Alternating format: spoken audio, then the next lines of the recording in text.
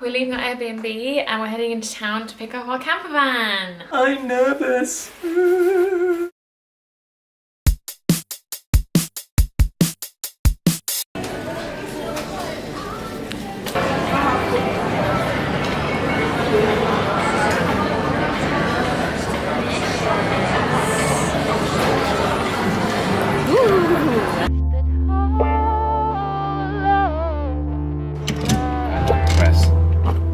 Plans have shifted again. We're still in Rotorua and staying another night in this gorgeous Airbnb. The nature of all good plans means that they will usually change along the way. So we got the van and then we drove it off and all was good. And we had a few complications along the way, and by the time we got here to pick up our stuff, I was a bit stressed out from some things that went on, and we decided we're going to stay here another night. I think it's for the best. I think we need to chill, but the most important thing is that this van was a nice ride. I really enjoyed driving it once I got over my intense anxiety. I figured my way around an automatic, and I'm really optimistic that this trip's going to be so much fun. Here she is. One of the brake lights is broken, so we need to go back to the car place today. Jim's going to drive us back into town, have that fixed, and then finally we should be able to drive out of Auckland City to Denamora, where we're seeing my dad's cousin Mari and her family. How are you feeling, sweets, with your second drive? I'm looking forward to the drive. Yeah, I'm not so much looking forward to going back to this car world again. No, been there a few times. That's the way it goes. We're driving to Mission Bay, to the seaside. Woohoo! Shark car. Bye bye, Auckland. Mission Bay.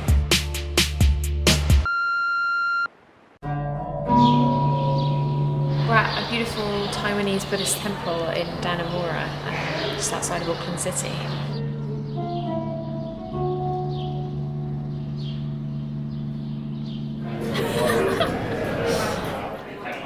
Basically saying that his teachings I've just been watching is sometimes you've had your one meal of the day and then it's a long time before the next meal, but it's okay because you can like eat snacks and instant noodles to fill up with. That's a good teaching. Oh, that's great advice. Until the next meal, that's the lesson.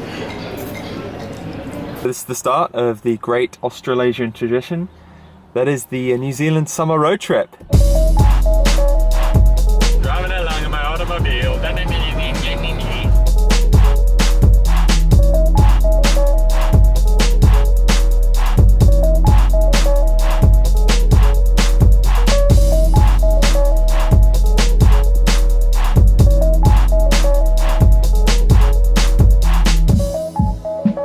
Lake Rotorua. We've been driving for about 3 hours from the suburbs of Auckland. Beautiful. We can see one of the geezers just smoking in front of us. Yeah. Eerie. Right. So we've just locked and loaded, gotten ready to sleep. Our first night in this holiday park, which is near Rotorua. We arrived quite late at this place, about 7 o'clock, so it's all dark and we had to find our way to our own site. But now we're here, we've got our bed set up and it's all toasty and cosy, and yeah, we're looking forward to our first night sleeping in here. Thank you, Elise, for this brilliant lamp which we're using as our light in the van. It's very useful, so thank you very much for that. There's a lot of geothermal activity around in this area. There are a lot of geysers and hot springs, so there's a thick, eggy smell in the air. So we're going to check out. At least that's what Ellie's telling me. Oh. Good night. Good night.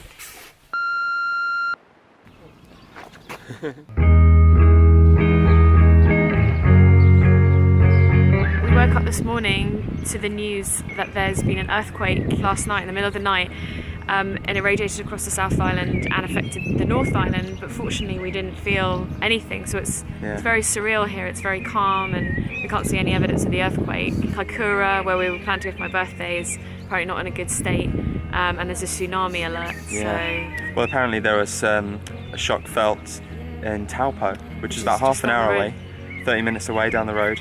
and we were going to stay there last night potentially, but we chose to stay here due to time, and thankfully so, right? Yeah, we're gonna head into town, find newspaper, internet cafe, and then see what to do next. But we might be staying here for a little longer than we thought. We're in the redwood forest at Rotorua.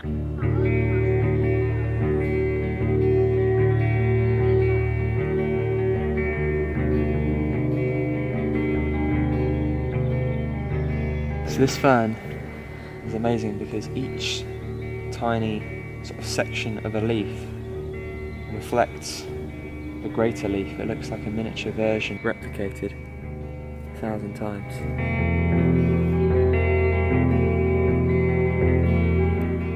So we came out the redwood forest, tried to start our car, and it was like, and we had to call the AA out again for the second time in 1 week.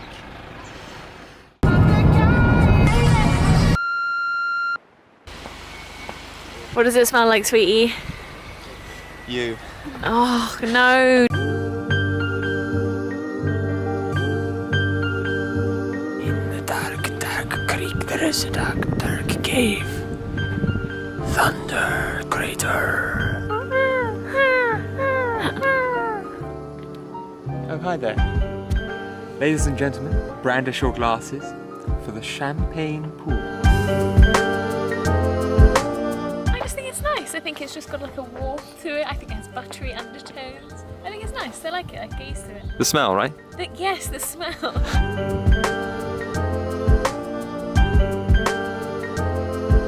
Amazing colours. Welcome to the Devil's Bath. Today is our second day in Taupo. Well, we just got here yesterday afternoon, didn't we? Yeah. And we drove down from Rotorua. It's quite a nice drive. It took like a couple of hours, didn't it? Mm-hmm. Down these long country lanes. The roads are just really, really long. They seem to go on forever here, don't they? Yeah. These highways. A lot of it's through like miles and miles and miles of farmland, which isn't the most interesting. Although there have been big hills and strange pointy land features and stuff. They're kind of really steep, and they go up to a really tall point. It's raining. It's terrible. It's raining so much. Taupo is renowned for its beauty, but we can't really see it in Can't see this the weather. beauty. It might be kind of interesting. We'll drive down to the lakefront, and it'll look kind of quite mystical and kind of quite sad in this rain, which could be quite cool. But we're going to go to the cinema. We're going to go see The Arrival. This is Ellie Stewart reporting from Hooker Falls. The weather's pretty choppy out there, and the falls are pretty feisty at the moment.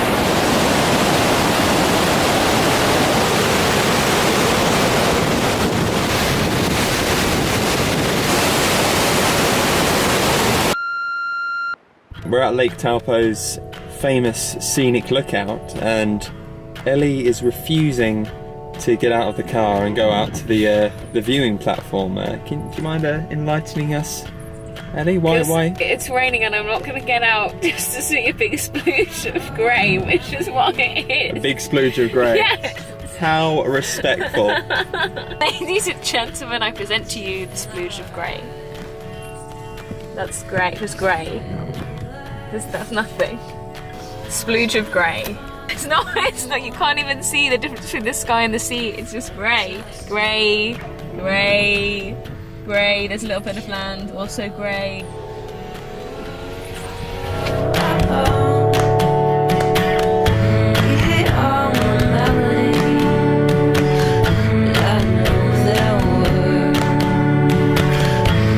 The sky's on fire. It's such a bright orange. Hey guys, good morning. What do you guys usually eat? I don't have anything. Now, I just wanted to reflect in light of the last few days on the earthquake that happened on Monday morning in the early hours. We've been talking about this earthquake in reference to our trip a bit and how it's kind of changed our plans in regards to the South Island. Kaikoura on the east coast was the worst hit. Now, it wasn't so bad as the 2011 one that hit Christchurch. That was like a 6.3 or 6.5 magnitude earthquake. This was a 7.5, I believe. Well, the main earthquake was, but thankfully it happened 17k off the coast. But this means that it affected a wider area. Kaikoura was where we intended to spend Christmas Eve and Christmas Day and go whale watching. There's been landslides all around sort of the coastline and making it inaccessible, and thousands of tourists have had to be evacuated. I want to reflect on this in a wider sense than how it has affected our trip. Obviously it's affected the lives of many New Zealanders. Businesses and homes have been destroyed, and it's awful to imagine. But it really humbles you, you know, to be so close to the power of nature. And one of the reasons this country is so beautiful is kind of because of its volcanic nature. That kind of the plates shifting and creating all this wild and strange terrain, and this strange the climate that kind of comes with it is one of the charms of this country. But one of the prices you have to pay for beauty of this kind is to be living with the respect for the forces that created it. The other day we went to see the thermal wonderland near Rotorua, and this is where the sort of mud was bubbling out from the centre of the earth, you know, and the steam was rising, and this sulphur lakes were boiling, and it was magnificent. And the nostrils of Mother Earth, you know, just kind of huffing and puffing and breathing out. But looking out where the sunset was last night across Lake Taupo, that lake is a volcanic crater. Essentially, the island is a volcano. And it makes you think a lot about who you are as a human being and how small and insignificant you are, really. This morning I was lying in bed when I woke up, and I was thinking about the earthquake, and I was thinking about this country, and I was feeling a little bit, you know,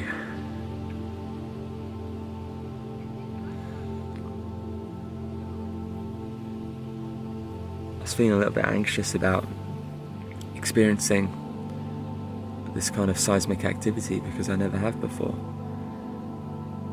Nobody wants to experience that, obviously, and it's kind of a part of life of people down here in other parts of the world, but something I might be getting used to.